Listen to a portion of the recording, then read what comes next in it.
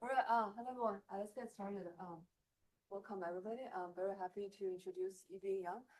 He's a final year PhD student from Georgia Tech, working with Vlad Kolesnikov.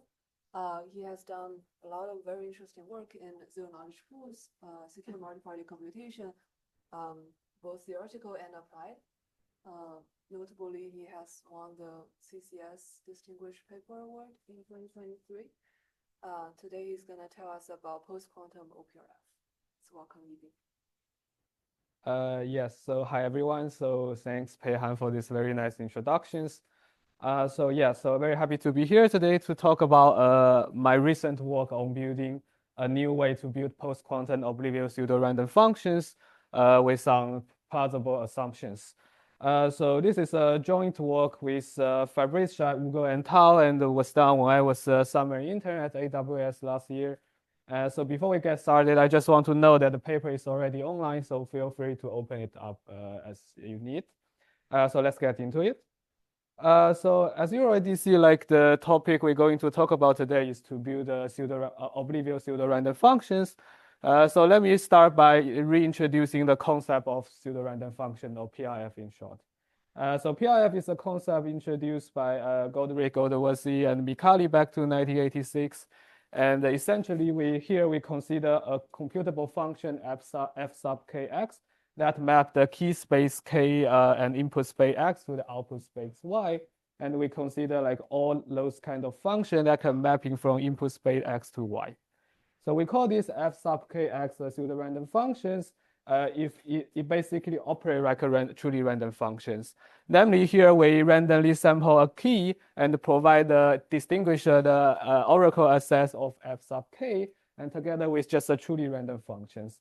And we call this a pseudo-random functions if there's no efficient way for us to distinguish between these two words. So very high level pseudo-random function allow you to switch whenever you need a random function to such a function. So it's very useful in everywhere in cryptography. And a very interesting and a very practical way of using pseudo-random function is to build a so-called oblivious pseudo-random function, or OPRF in short. This concept was named by Fredman, Yishai, Pincus, and Rangold back to 2005, but actually this concept exists even before that in the work of Now and Rangold in 1997. So what is OPRF? So let me give you just a one-word description. An OPRF is that we want to evaluate some pseudo-random functions inside two-party computations. So what is this?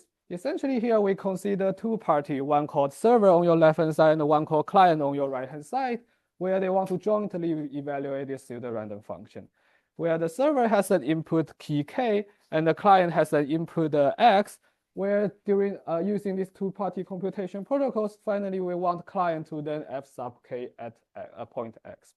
Notice that this is a secure two-party computation. It means that the party should learn nothing beyond what I show in this picture. In particular here, the server would just know that the client trying to evaluate this pseudo-random function once, and the client will just learn f sub kx and nothing else. In particular, not anything about this key k. So I just want to remark that actually, if you see the literature, you will notice that when we're trying to define what is the oblivious pseudo-random functions, we usually mean more than just a 2PC PRF. It means that we want more properties over this PRF. But for this talk, until very last, let's stick to the definition of this OPRF as just 2PC over PRF for simplicity, and I will make several remarks at the very final slides. So let me talk about several variants you're going to see in today's talk. The first one is that since most likely we just want the pseudo-random, we just want the uniformly sample key. So instead of allowing server to input the key, at some time I will assume this function directly sample a uniform key for the server, which can help you to improve efficiency. And I'm going to also consider another variant called the batch OPRF. It means that here the client going to evaluate a PRF on the same key multiple times over n different inputs. Of course, now the server need to learn that there's n different evaluations. And this is just for efficiency. And you can basically achieve it by repeating coding the single shot of PRF, but for efficiency, there might be some space we can improve. So you will see like most uniformly and input key and together with batch and not batch variants. Okay, so OPRF is a very important primitive, enable colorful OPRF applications, including such as PSI, key management, anonymous tokens, password-based key exchange. So as already see on this picture, I'm not joking, it's really, really colorful. So therefore, there must be some way for us to construct these protocols. And believe me, you implicitly use these protocols this day on your mobile phone every day. So according to the definition, there's a two intertwined choice we need to make. The first one is we need to select a PRF, what kind of PRF we're going to use. The second one is that we need to somehow design a two-party computation protocol to evaluate the PRF we select. We need to somehow solve these issues. So among all these constructions, the most well-known and maybe the most widely used construction is the so-called two-hash Diffie-Hellman OPRF. Based on the work by Zaleski, Kiakias, and Crosscheck in 2014. So I just want to show you a very big, a simplified version here to get you a sense of how this protocol is constructed. It's an oversimplified one, but you're going to see like how people build such a primitive.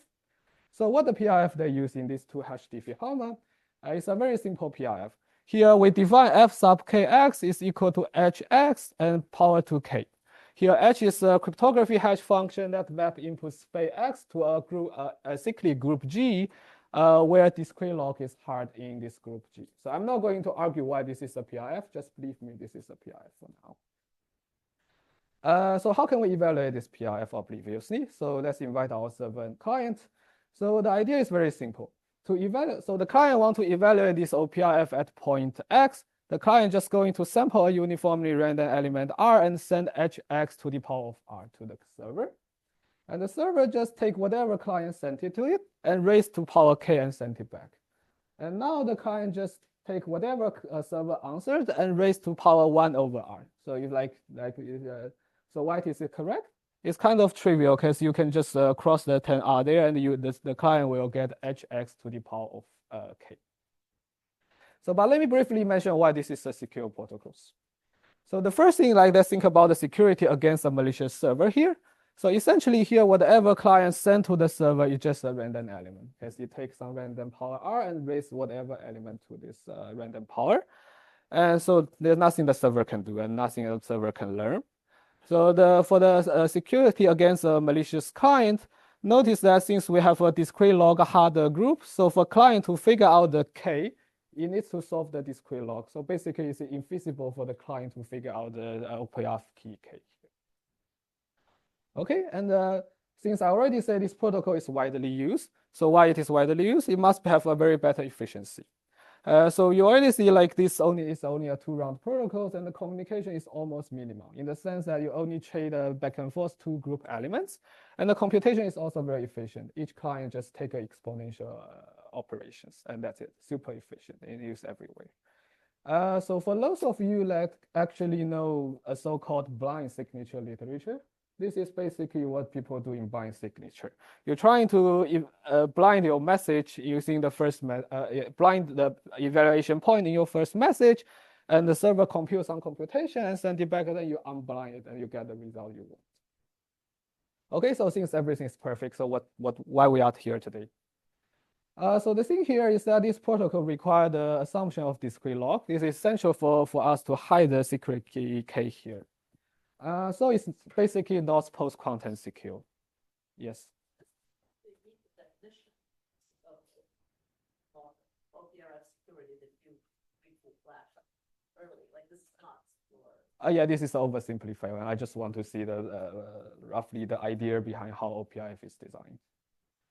So you will see like full picture for our protocol soon. Okay. So it's not post-quantum secure.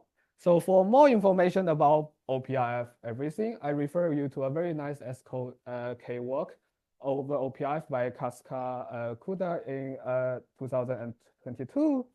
But interestingly, in their work, they also mentioned that there's an opening space for us to design a post-quantum OPRF. Like we just missed that piece. And we're going to see this work basically focus on constructing OPRF that can achieve possible post-quantum security. Okay, so you might want to think, okay, why not we just try to generalize this paradigm? We're trying to blind, unblind everything. in just post-quantum regime.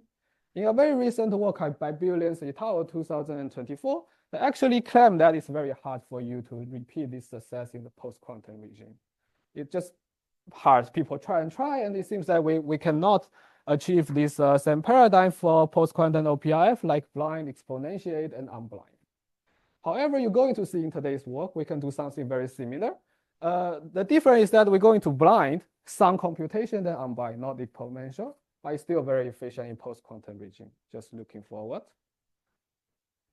So before we be there, let me take a very quick overview and review about what kind of post-quantum OPRF construction we know before our work. So the very first large category and very, very popular these days is that we can build OPRF based on isogeny assumptions. So very high level isogeny is basically like a Diffie-Hellman in the post-quantum regime. So it's very not surprised that you will have some construction based on isogenies. However, the issue here is that just like all isogeny-based constructions, it's very heavy in computation. So how heavy it is? So we actually try to run the prior state of the art on a moderate machines. It seems that even for semi-honest security, where the server and client just play honestly, it still requires 30 seconds for them to evaluate one shot of OPRF, which is insane. And it requires 256 rounds. So you will be very, very even slower on a high latency network.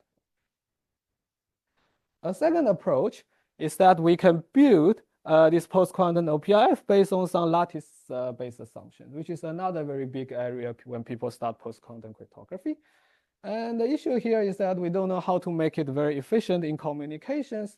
For example, for malicious security, the state of the art requires 300 kilobytes to just one-shot evaluation to get 128 bits. Okay, I should also mention that there is actually a very recent work on Eurocrypt, which they show that you can get roughly 30 kilobytes communication for semi-honest security over batch evaluation when you amortize over enough execution. So it's not here yet, but it should be noted. So a more natural way to doing it is just trying to use gobble circuits over some heuristic PRF, basically gobble AES, for example. The issue here is just the communication is very bad because AES is a very large circuit in its Boolean formula. So it's just not efficient. And also you need to have some post-quantum Oblivious transfer to instantiate everything.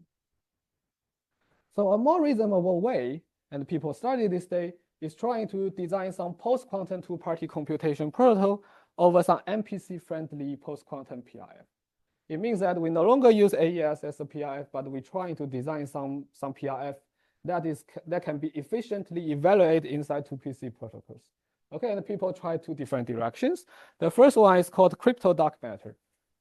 So basically, it's a very new constructions that require heavy study, and the key point, besides like it needs for a study, one weakness is that this kind of PRF itself is a weak PRF. It means that you only secure when the input is uniformly random.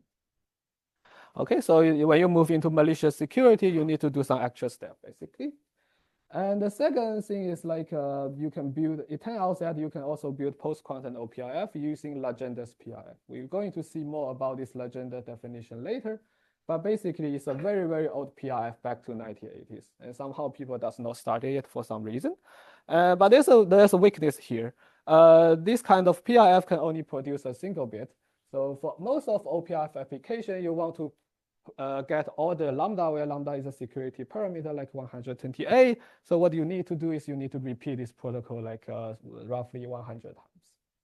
So it's not efficient. So in this work, what we do is that we continue the line of this work, and we propose a new way to instantiate this MPC-friendly PQPRF using a so-called gold PRF, and design some protocol called gold OPRF, and you're going to see in this talk. And very high level, what we do is that we resolve the issue in this Legenda's PRF. We make the PRF can output more than 1 bit. And the secondly is that we design a new protocol, a new 2PC PQ 2PC protocols to evaluate this PRF. So like make it even more efficient. Okay, so let me give you just one pictures to show what the concrete performance, what you can see in the future. So here, whatever you see here is our protocol when we instantiate over 128 bits output, and we achieve the NIST first category post-quantum security. And our protocols is actually designed in the OT hybrid model, or in the vector OLE hybrid model, and the security over the volley hybrid model is information theoretic. You don't need any crypto.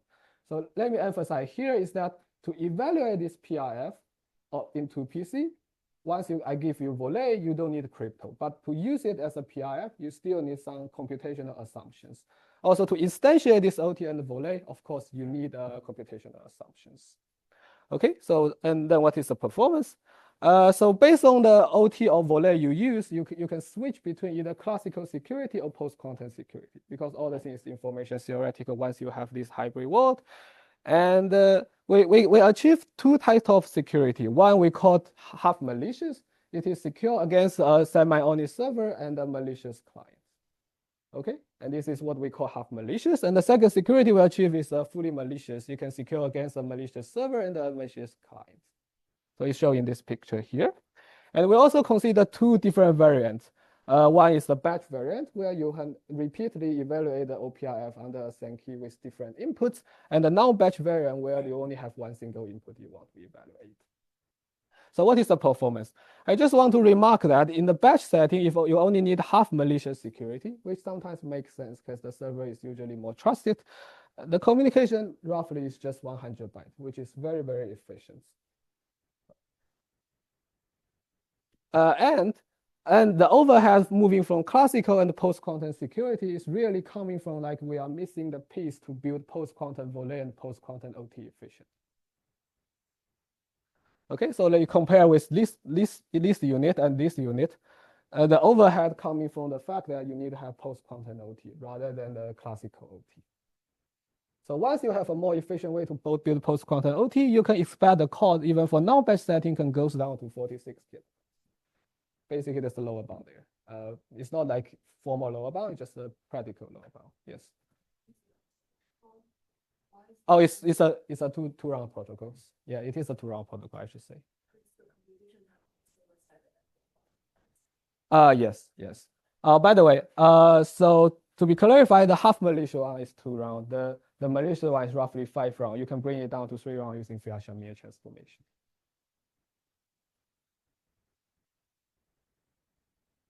Okay, so just give you a rough picture. It's like it's already very efficient in the batch setting. It's somewhat efficient in the non-batch setting, and I hope like this gives you some like motivation to see how things work. Okay, so I'm going to move forward. So any further questions regarding this? WAN versus LAN. Oh, WAN is the setting where you have a high latency and low bandwidth, and LAN is basically low latency and high bandwidth. So that's why there's a slightly difference in the non-batch setting. Okay, so let's move forward. So now what we want to do is we want to build a post-quantum OPI. So still we need to resolve these two issues simultaneously. But the difference here is that now we need to select a post-quantum PRF, and we need to evaluate this PRF obliviously using some post-quantum assumptions. So let's start from the very first one. What kind of post-quantum PRF we're going to use? So as I already said, what we do is we generalize the Legendus PRF. That's back to 80s, proposed by Ivan Dengard in 1988. So let me first show you what is a Legendus PRF. It's very simple, okay? So here we have a prime P, and the key and the X is defined over the modular P field Fp, and Fkx is just defined by K plus X and raised to the power of P minus 1 divided by 2, and that's it. And this is a PRF defined over Fp to -1 and +1. So what does this do? If you know what the Legenda symbol is, this is basically tell you whether K plus X is a quadratic residue or not, and that's it. It turns out that surprisingly, after this is already a PRF. Okay, I just want to mention one thing. You might be confused that why this is a PRF definitions over Fp to -1 +1. There must be a point where evaluate equal to 0. But in a PRF setting, this is okay because this is just a single point. Like you need to make X equal to the only place where you can make this function output 0 is when X is equal to -K. So it's not a 0. It's not an issue in the PRF scenario. However, when you move into OPRF setting, you need to be slightly careful. Okay? You can use this weakness to distinguish two words. You can issue the input of the client using -k somehow, and you can distinguish between two words. So you need to take care of it. However, due to time constraint, I won't be able to tell you, but just keep in mind there's an issue and check our paper if you want to know the details. So yeah, as I say, surprisingly, when P is sufficiently large, there's currently no attack. Even using quantum regime, we don't know how to distinguish this function from random functions. I'm not going to say why is this, and I don't know why, and people don't know why, but I encourage you, if you are interested, try to break it. It's a very interesting question. Also, this function has been suggested by the Ethereum 2.0 to use in the blockchain world, so many people start to work on this these days. Okay, but there's an issue. As I said, the issue here is that this function only produces single bits. So when we really use these functions, what people do in the previous literature, informally, it's just repeating this function all the lambda time to get 128 bits output. So it's inefficient. So how can we make it more efficient?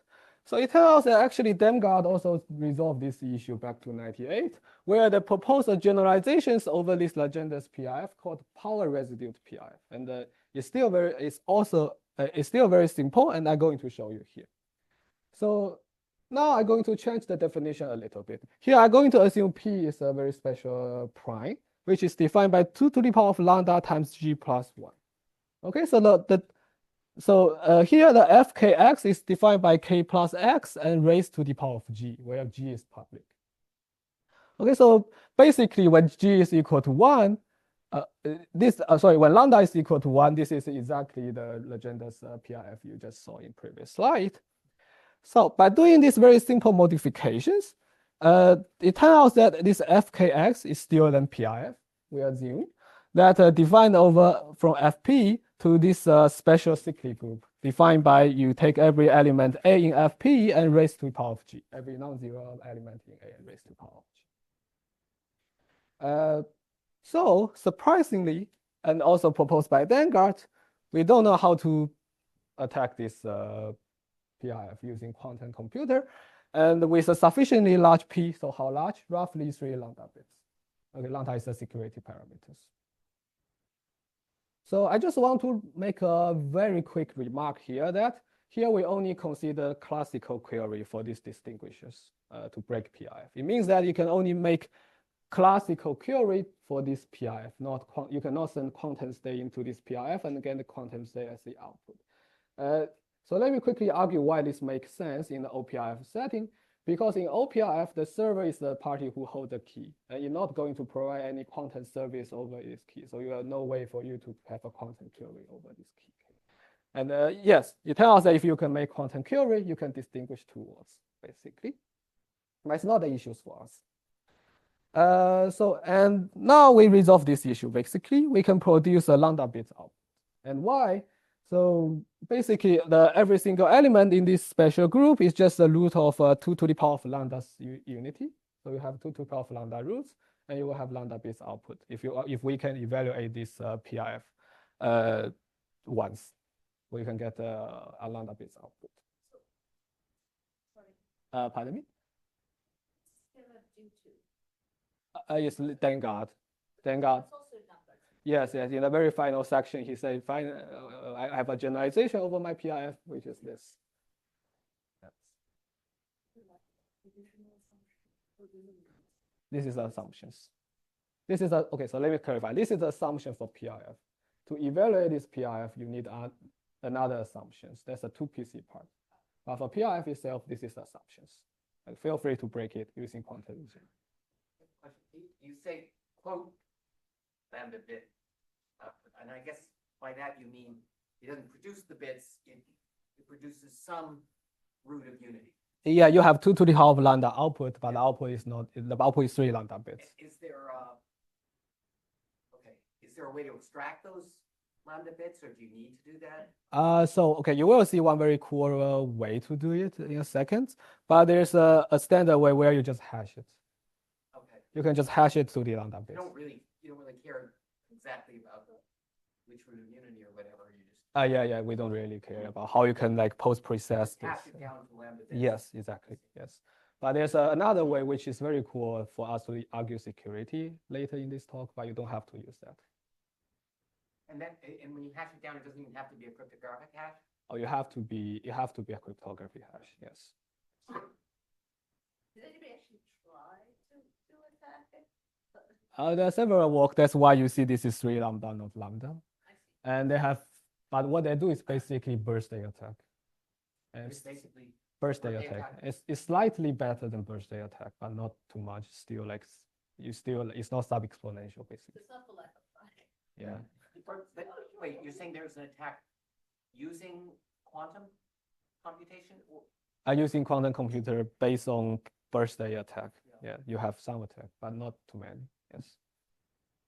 But I agree, it requires more study, and I encourage people to work on this area. Okay, so let's move on. So before I even move on, you might want to know why gold PRF, why we call this PRF gold, which I think is the most interesting slide in today's talk. Any guess?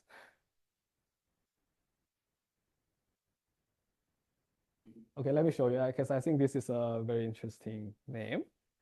So, so in the discrete log, we all know like discrete log assumptions, what we have is g to the power of x, basically something like that.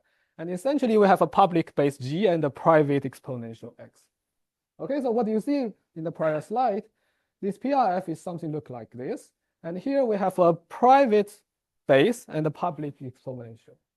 So if you read from the very right hand of the discrete log and to the left hand will give you gold. That's why this PRF is called gold.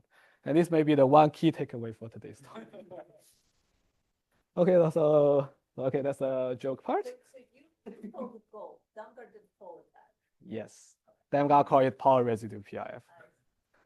It's basically just like a footnote in this paper, right? Like it's just like Yes. Just a footnote. But this is the most important part for today's. Put it on the margins, then of course it would be a PRF, then this. Okay, so that's the joke part. So let's move into the more technical part. So how can we evaluate this PRF efficiently using 2PC computation? It turns out that we have to use some kinds of cryptography correlations, which is called Oblivious linear evaluation. So let me quickly recall what it is. But let me remind you that this is a very standard correlation where people want to generate, and we just use it as a black box. Okay, you can use whatever way you like as long as it's post-quantum secure. So what is the Oblivious linear evaluations? Here we have our server and the client, and this Oblivious linear evaluation is some protocol where I can generate this correlated randomness for these two parties, where the server going to get delta and v, which is uniformly sampled from fp, and the client going to get a uniformly sampled u together with a correlated w, which is defined by v minus u times delta. Okay, so this looks very complicated, but to make it more simple, basically what happened here is that you generate uniformly element delta, and you have a uniformly element u, and you additively sequential u times delta, and that's it. Okay, very standard way. It's a generalization of Oblivious transfer. Okay, so how we're going to use these OLE correlations? So the protocol look like this. Here our server has a input key k, and the client has a input x, and without loss of generality, I'm going to assume server is just using this delta as its key, because delta is uniformly sampled. So the server going to use this as just as its OPRF key. Okay, this is I will comment on how you can adjust this protocol to support the server specified input. But here, let's assume we just want the uniformly fresh sampled key k. So the very first step is simple. The client going to just compute this first message and send it to the server. What is the message? It is defined by minus w plus u times x. Okay.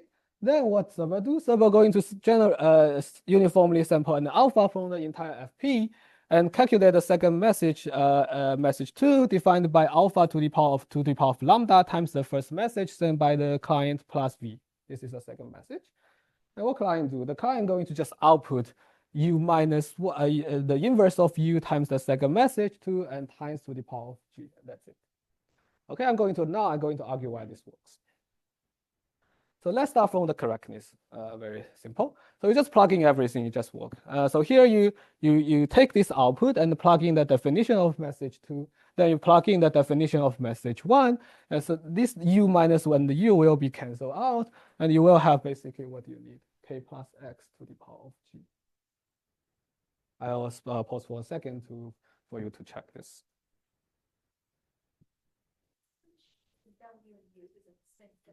Oh, it's an output by OLE. There's a correlation is already generated here. Sorry, I find that confusing. W is equal to u comma v, or W is just equal to u? Oh, no. W is just equal to v minus u times the. I just want to put it in the space.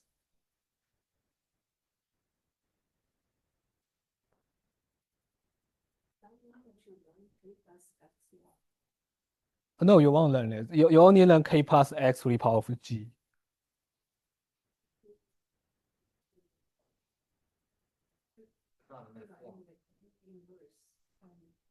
Oh, you learn this. It's hit by this alpha. So the first message 1 plus v is equal to this, which is equal to u times k plus x, but times alpha to the power 2 lambda. So for the client to figure out what k plus x, you need to figure out what alpha is, so which is kind of infeasible. But you kind of get the idea why it is secure. Basically, this is where you do blinding. Sorry, this is where you do blinding. You blind your x using this u. And you do some computation, which is no longer just exponential. You do some exponential times something. Then you unblind this u and finish the computation. Very like what you see in the non-post quantum vision. Yes?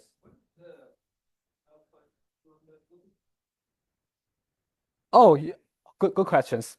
So when you raise alpha to the 2 to the power of lambda and to another power of g, this is always equal to 1. Because 2 lambda times g is equal to p minus, is equal to p, sorry.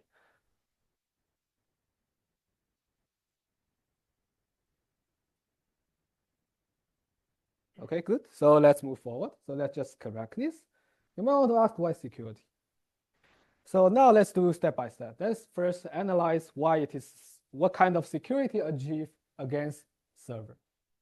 Okay, so for us to argue the security here, we only consider a semi-honest server. I will comment on this for more details later. But essentially here, the only part we need is that we need to simulate the first message sent by the client. So what is the first?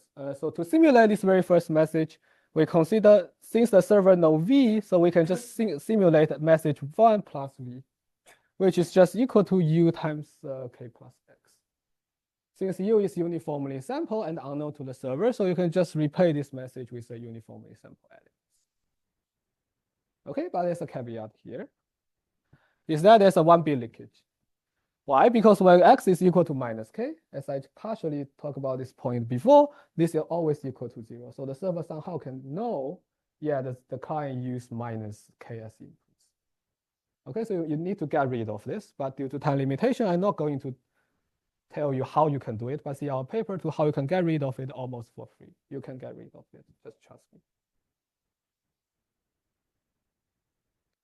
Okay, so notice that so far to argue the security for against a semi-honest server, I don't need any cryptography. I just say let's sample uniformly elements. So its information is theoretically secure against a semi-honest server if we already have our volley in hand. If we already have these OLE correlations in hand. Of course, to generate this OLE, you need crypto. Okay. And what about the security against the client? So as before, let's try to simulate the second message. So what is the second message? Let's just plug in the definition, which will give you that the second message MSG2 is equal to alpha to the power of 2 to the power of lambda times u times k plus x. Okay, now let's simulate this. So notice that the u is known by the client. So let's do some very case analysis. If u is equal to 0, the second message is always 0. So there's nothing I need to simulate, just 0. When u is not equal to 0, it suffices for me to sample alpha to the power of 2 to the power of lambda times k plus x. Okay, but what is this? This is nothing but just one random root solved by this equation, solved by this uppercase x to the power of g equal to k plus x to the power of g. And k plus x to the power of g is the PRF output. So essentially, if I can show you how you can find the random root of this equation, we're good to go. Okay, and I'm going to show you in next slide. But before we move forward, I just want to remark that here we can, it's clear we secure against a malicious client. Because to secure against a malicious client, all we need is to extract the input x. And how you can extract, you just do this inverse computation. Because like you have message 1, you know u and w, clearly you can resolve x. So we can basically extract the client's inputs. So you will secure against a malicious client as long as I can show you the technique to sample these random roots. Okay, so let me show you this how it can be done. And so the thing here is that we need to solve these equations, which is uppercase x to the power of g equal to y modulo p, where p is equal to 2 to the power of lambda times g plus 1, where p and g and lambda are public and y is known. Okay, and recall that this y is actually defined over this cyclic group, which I already showed in the PRF definition slides. And the size of this group, very importantly, the size of this group is 2 to the power of lambda. Okay, so how can we do this? So first, I want to argue that it's very easy for us to find the generator in this cyclic group, G, which is H. So how you can do it? You just repeatedly sample some random element R and check if it is a generator, if it is a root, and if it is order 2 to the power of lambda, and that's it. And there's a half probability that you can get a root. So just repeat twice time on average. And more importantly, by doing this way, you will get a root H, which is defined by R to the power of G. Okay, you have R, you take the power of G, which is H, which is important. So how can you solve these equations? The very important point here is that this group is of size 2 to the power of lambda. So it's a smooth group. It's a smooth order, basically. So you can use Poly-Hellman algorithm to solve these 3 log in this group. Okay, so for Y, you can find such Z where H to the power of Z is equal to Y. This is basically where you solve this 3 log under the base H. Y, and you find the Z. Okay, using Poly-Hellman, it's easy because this is a very special group. And now you just plug in the equations and you switch the order of this G and Z. You will notice that X is equal to R to the power, you will notice that X to the power of G is equal to R to the power of G times Z. So what is X? X is just R to the power of Z. Okay, I will leave you later to check. But to answer your questions before, to get a lambda-based output, another way to doing it is just solve the discrete law. So this is just directly proving that this second message 2, you can force it to be consistent with any output corresponding to that. Yes. You kind of directly proving that this is. Yes, you just find the root of the equation you need, and just randomize as you need and send to the second message to the adversary. But yes. one step that I guess maybe you skipped, so you're taking it for granted that the simulator knows X. Oh, yeah, so sorry, I tried to mention this at the very last. So you can extract X trivially because the simulator in the OLE hybrid world, the simulator know U and W in the first message, so it's true.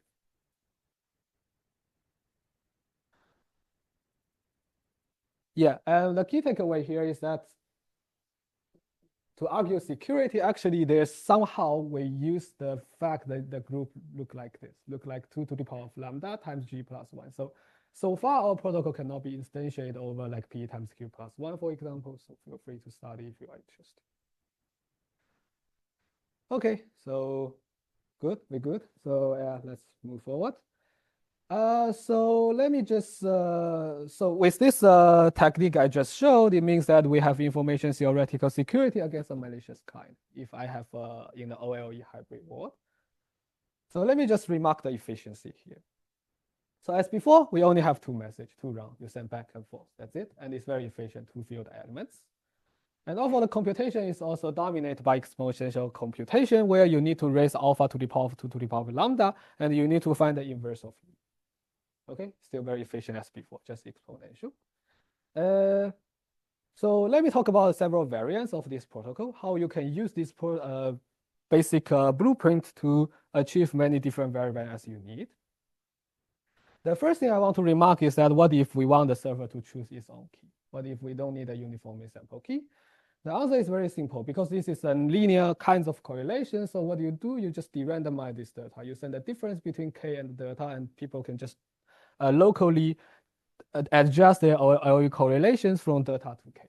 This is standard technique back to people. The second variant is that what if we want a batch evaluations? What if we want to repeatedly this OPRF under a same key with different input? The answer here is that we just not use OLE. We're going to use something called vector oblivious linear evaluation, which is volley, which is another standard correlation you can generate. Basically, what happens is that you vector everything in the protocol you see. And the key takeaway here is that to generate volley, we have even more efficient way compared to. So that's why you see our protocol is very efficient in the batch setting. Okay, yes. Then the overhead will, the extra overhead will incur from the vector overhead, right? Yes, exactly, yes. So, but there's a technique to generate vector OLE with sublinear communication. So this is for free, basically, after amortizations. But we don't know how to generate OLE efficiently, so that's why you see there's a big difference between the non-batch setting and the batch setting. In this case, the OLE is actually the boss. Yeah, exactly, yes. OLE take almost 1 megabytes because we need to use post-quantum OT and do something inside, yes. So yeah, if you can improve it, you will directly get improvement here. Okay, so let me give you just a quick summary. What is half malicious 2PC Go? We use one OLE correlations, which you need to generate using whatever cryptography assumption you like. And the communication here is just two field elements. This also implies the 2 rounds protocols. And the computation overhead for both parties is just all the lambda field multiplications, where you need to take this exponential and compute the inverse. So everything seems good, except for one part. We only have a security against a semi-honest server. So I'm going to show you that next, how we can get rid of this, how we can even support a malicious server almost for free. Okay, so let's go back to these pictures where we analyze the security against the server and see what's the problem, why it is not secure against a malicious server itself. The issue really here is that the second message sent by the server can be arbitrary. The server is malicious, the server can send arbitrary like, it doesn't have to compute this computation correctly. So the second message, we have no constraint over it. So how can we do it? It's quite standard. We use we just need to enforce it's the correct one. So how can we do it? Using zero knowledge proof, like basically GMW protocols, compiler back in old days. But how can we go into build this zero knowledge proof? I'm going to use more OLE correlation, more volley correlations. Okay. So let me expand the computation we need here, which is trying to compute this second message. This message 2 is defined by alpha taken to the power of 2 to the power of lambda times the first message plus v. And what is this computation? I wrote it as a circuit. It's just like you have alpha, you square lambda time, and you have addition and do multiplication. That's it. And the key takeaway here is that this size of circuit is order lambda. Okay. So now what you're going to see is that I'm going to somehow authenticate these computations. Instead of like performing this computation arbitrarily, I'm going to somehow authenticate every wires in these circuits using volley such that this computation can be computed in some robust way. So there's no way for the server to cheat. The server needs to perform this computation correctly and open the final message to correctly. Okay, then there's no way for the server to cheat. So we have malicious security against, we have a security against a malicious server. So we don't do nothing really fancy. We just borrow from the literature a very popular line of work called volley-based zero knowledge due to the diminished of Shokti, Yan, Saka, Wen, and Wang in 2021. So what is the idea? The idea here is roughly that we're going to use more volley, but now we're going to switch the role of these two parties. Okay, I want to say that in our half malicious protocol, you already see some volley, but there the volley roles will be switched in this picture. Okay, so here instead of the server getting the data, the client will become the party who get the data. It's a different data. This is not a PRF key, I should say. And roughly speaking, this data will be played as a role as a private coins in this zero knowledge proof. Okay, so as before, you have these correlations, and this is the private coins. And it turns out that this kind of correlation can be seen as an authenticated secret share over this vector U. Somehow it means that you can think this as just a private commitment from the server to the client over this element U. Okay, so it turns out that we can do some calculus over this kind of authenticated value. The first one is that we can, if we have a public X, we can generate an authenticate X with no communication. Okay, and some computation costs I list here. And we can do addition for free. If we have some authenticated X and authenticated Y, we have authenticated X plus Y with no communication. And we can do, if we have a private X, this is where we need communications, where we need to pay one FP element of communication and use one actual OLE correlation, basically. And also we can do multiplications. I'm not going to show you how, but basically you need just constant number of field element of communications together with more volley correlations. Okay, and finally you can open some authenticated X and claim it is indeed X by using two field elements in communication and some constant number of field multiplication. Okay, so let's and also I want to remark that this volley-based ZK actually achieve information theoretical security in the volley hybrid mode. Okay, that's why you're going to see in the malicious setting, we also have this very cool claim about information theoretical security. Okay, so let's go back to this picture I already show.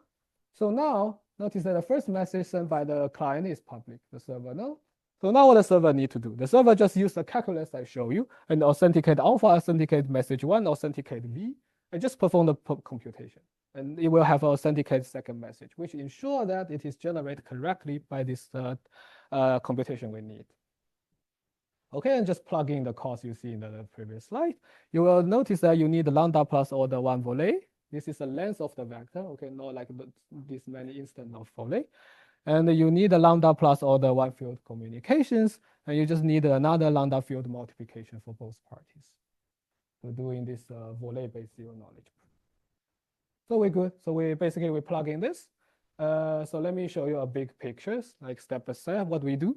So in this malicious 2PC Go, as before we start with this OLE, and here we assume the server going to use this data as a PRF key.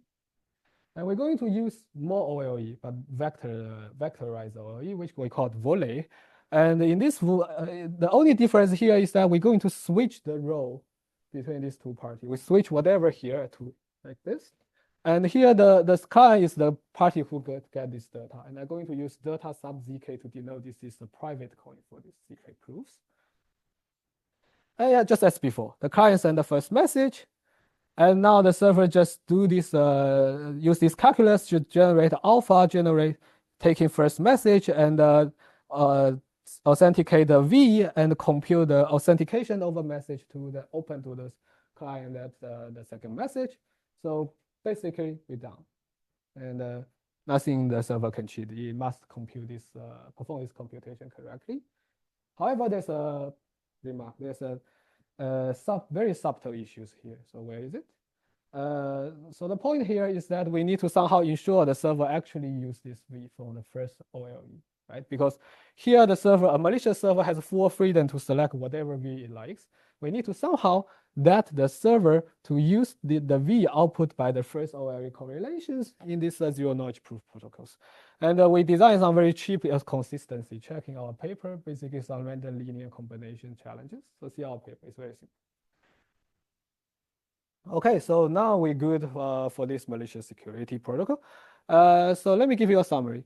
So the only difference here is that now we need a lambda plus order 1 volley because we need to instantiate this zero knowledge proof. And we need lambda plus order 1 field elements. Before this is just constant. Okay, so it's still cheap, but not that satisfied, right? Because we have lambda field elements of communication. So can we do better? So I'm going to partially answer this by using a very neat optimization, but it's not an asymptotic improvement, right? You will see very good concrete results. So what is optimizations? What did you just say? It's not. It's not. You're not going to see any asymptotic improvement for this part, but I'm going to show you a concrete technique that can improve this by some very large constant factor. Okay, and also notice that here there's no constant before this lambda. It's just lambda. So what is this optimization? So the overhead coming from the fact that we need to take this alpha and raise to the power of 2 lambda time. This is basically why we need lambda communications to commit the intermediate result. Okay, say differently.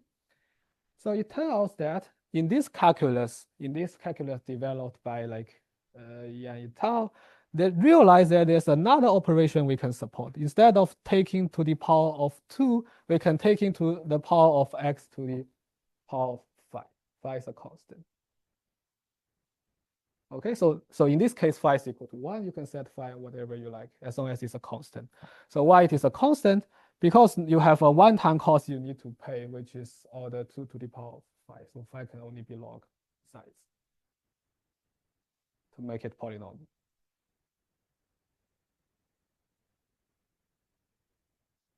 Okay, so really what happens is now we don't need to raise to the power of 2. We can raise it to the power of like 8 or 16. So the size of the circuit basically shrink. It's a trade-off, but it's just a concrete improvement. You don't improve efficiency because phi is only a constant. Okay, so basically with these optimizations, you can achieve lambda divided by 5. So in the table, you just saw this 5 is roughly equal to 4, plus all the one field elements of communication. So that's why you see like the overhead is now like 128x, is roughly 50x. Okay, so let me see. Okay, we are good in time. Very nice. So the verified, as I claim, I say that in many applications, OPRF is more than just 2PC over PRF. Let me clarify what does that mean in this slide. So it turns out that in our PRF, in this thing called gold PRF, there's a collisions of this PRF. So what is a collisions? You can easily find a 2-point k1x1, which is not equal to k2x2, such that f sub k1 at x1 is equal to f sub k2x at x2. This is what I referred as collisions here. But how can you find it? It's trivial. I mean, you can always find k1 plus x1 equal to k2 plus x2. Okay. It turns out that in many OPRF applications, we need to get rid of these collisions because like the application need to support some very special security guarantee. So you need this factor. You need this fact. So in the literature, the OPRF definition somehow capture this collision by defining the OPRF like a global random function. So that's very unlikely for you to find such a collisions. Okay. So let me show you how we can get rid of this collision at this very, very basic one. So the one way for you to get rid of it is instead of output fk directly, you can output h2 over x comma fk over h1x. Notice that here the client going to take s, hash it, and run the protocol, then compute the hash locally itself. You don't need to design protocol over it. Clearly, using this trivial fix, you won't have a collisions under same x because you hash over 2 different x. Oh, sorry, under the same key, because if the key is the same, you want to find the collision, you will have 2 different x, and after hashing it, it won't be equal to each other. Okay, so you got rid of one type of collisions. So this means that we will no longer have collision under the same key, and the cost of this protocol is the same. You only increase the computation of the client side, where you need to do some hash before the protocol and do some hash after the protocols. Okay, however, it still have a collision under the same x. I'm not going to tell you why, but it is basically boiled down to the simulator, the technique you see how we can find the roots. You can use that part to somehow magically find that collision under a same x. Due to time limitation, I won't be telling you why, but there's a very elegant idea from like Bulens et al.'s work in 2024, where we can also get rid of this type of collision. So we basically achieve almost the strongest OPRF you can achieve by doing some hash. See our paper. We also show how you can add several different formats of verifiability over our OPRF. Okay, so let me talk about some future directions. So of course, it's interesting to consider whether we can instantiate our OPRF to achieve something like partial OPRF or distributed OPRF where we have multiple servers. It's also interesting to study whether we can improve asymptotically about our malicious protocols, where we want to from order lambda to constant. Okay, these are future directions. And I also like trying to convince people to study to perform cryptanalysis over this type of PRF, which is very important, I think. And also it's interesting to study post-quantum OT or overlay, which will directly improve our protocols without any care, because we just take it as a black box. And finally, I just want to mention that our proof for the final part, for you to get rid of the collisions, use hash functions, where the proof is just based on random oracle. So it will be interesting to study it whether we can prove it using quantum random oracle. Let's say it again, so that it'd be interesting. Okay, so this part. So Yeah, this okay. part we use hash. Yeah. So, but the proof is just use random oracle models. The security proof. Yes, security proof. So you'd like to do it under some weaker assumption about the hash function. No, just quantum ROM, where you can make quantum query over the hash functions. It should be the adversary know the hash function, and adversary can make quantum query. But random oracle model does not capture this attack. But we don't see like there's any impossibility of impossibility why we cannot do this. We also don't have a clue like so feasible we can do this, I have to say. Okay, so thank you for your listening, and I'm happy to take any question you have. You can find our paper on ePrint, and you can always find me on emails.